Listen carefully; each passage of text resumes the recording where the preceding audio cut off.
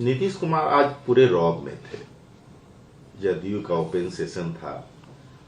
उन्होंने कहा कि थर्ड फ्रंट नहीं, मेन फ्रंट।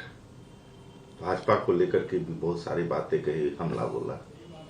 निश्चित रूप से कार्यकर्ताओं का उत्साह खूब बढ़ता है जब वो अपने नेता को इस तरह से अपने बीच देखते हैं। और नीतीश कुमार जी शुरू से ही कार्यकर्ताओं का मनोबल बढ़ाते रहे हैं, उनका उत्साह वर्धन करते रहे हैं। उन्होंने एकदम ठीक बात कही है कि भले ही लोग इसको इस एंगल से परोसने की कोशिश करते हैं कि थर्ड फ्रंट है, थर्ड फ्रंट, जिसको वो थर्ड फ्रंट का नाम देने की कोशिश कर रहे हैं, देश में वही मेन फ्रंट साबित होगा। भारतीय जनता पार्टी के विरुद्ध सभी विपक्षी पार्टियां एकजुट होंगी, गोलबंद होंगी और आपको इसके सकारात्मक परिणाम 2024 के चुनाव में दिखेंगे। और ये हम सभी लोगों के लिए हर्ष की बात है कि नीतीश कुमार जी इसमें अग्रिम भूमिका निभा रहे हैं। प्रधानमंत्री नरेंद्र मोदी ने शॉर्टकट राजनीति का सहारा लेने वाले राजनीतिक दलों के खिलाफ चेतावनी दी है। उन्हें करदाताओं का सबसे बड़ा दुश्मन बताया है। झूठे वादों के साथ केवल सत्ता हासिल करने का लक्ष्य रखने का आरोप भी लगाया है। आदरणीय प्रधानमंत्री नरेंद्र मोदी जी को एक बार खुद का और खुद की पार्टी का भी आकलन जरूर कर लेना चाहिए। किस तरह से भारतीय जनता पार्टी के लोग एनडीए के रूप में देश की सत्ता में आए सिर्फ झूठे वादे करके। आपने भी तो लोगों को दिन में दिवा स्वप्न दिखाए। आपने भी तो ऐसे वादे किए जो आप पूरा नहीं कर सकते थे। कहां गया आपका 2 करोड़ प्रति वर्ष रोजगार का वादा, 15 लाख सभी के बैंक अकाउंट में आने का वादा, काला धन विदेश से वापस लौटेगा इसका वादा? आपने तो कुछ किया नहीं, उल्टा देश की संपत्तियों को बेचना शुरू कर दिया। किसी और पर आरोप लगाने से पहले उनको स्व आकलन करना चाहिए।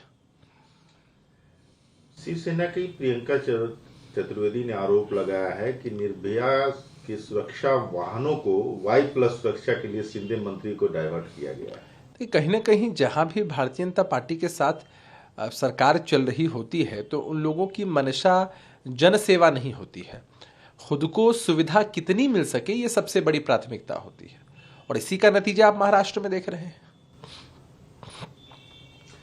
सलाम आरती, जो कि कुछ मंदिरों में मैसूर के राजा टीपू सुल्तान के नाम पर की जाने वाली रस्म है, का नाम बदलने का फैसला सही है। अगर मंदिरों में हमारी संस्कृति को मजबूत करने का काम नहीं किया जाता है तो यह कहाँ होना चाहिए? कर्नाटक के गृह मंत्री अरागा ज्ञानेंद्र ने एक बात कही है। देखिए, पूजा पाठ हो, आरती हो या किसी भी तरह की इबादत हो, यह व्यक्ति विशेष पर निर्भर करता है। ये लोगों की आस्था से जुड़ा मामला है और हमारे नेता ने हमेशा इस बात को कहा है कि देश में हर किसी को अपना काम करने की आज़ादी होनी चाहिए। बिहार में भी आप देख सकते हैं कि इस तरह का माहौल नहीं रहता है, लेकिन उसको राजनीतिक रंग देना कहीं से भी हम उचित नहीं मानते हैं।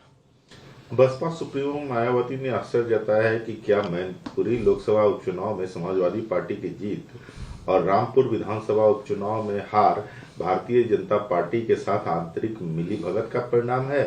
मायावती ने कहा कि मुस्लिम समुदाय को बहुत कुछ सोचने की जरूरत है, इसलिए वे आगामी चुनाव में धोखाधड़ी से बचाया जा सकता है। देखिए, लोकतंत्र में तो जीत और हार जनादेश है। जनादेश का सम्मान हर किसी को करना चाहिए, लेकिन हमारे नेता ने भी लगातार सभी विपक्ष के नेताओं से मुलाकात की है। हम लोगों की भी यही मंशा रहती है कि विपक्ष के सभी दलों को एकजुट होना चाहिए। एक दूसरे पर आरोप प्रत्यारोप की राजनीति को छोड़ना चाहिए। आपसी जो डिफरेंसेस हैं उन पर फोकस नहीं करना चाहिए। एकजुटता आएगी तो निश्चित रूप से मजबूती आएगी। मजबूती के साथ मुद्दों पर आधारित 2024 का चुनाव लड़ा जाएगा। यही सबसे बड़ी प्राथमिकता हर दल के लिए होनी चाहिए।